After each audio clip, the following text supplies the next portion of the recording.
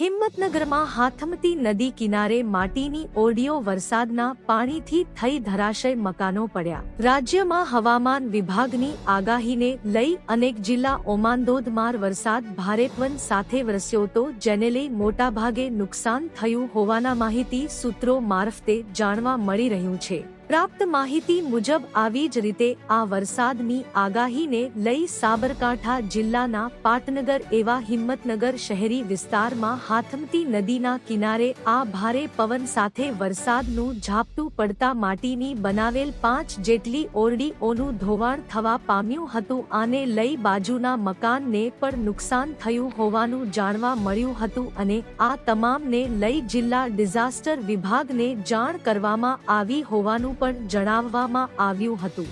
Reporter Janak Jadav, Sabarkantha.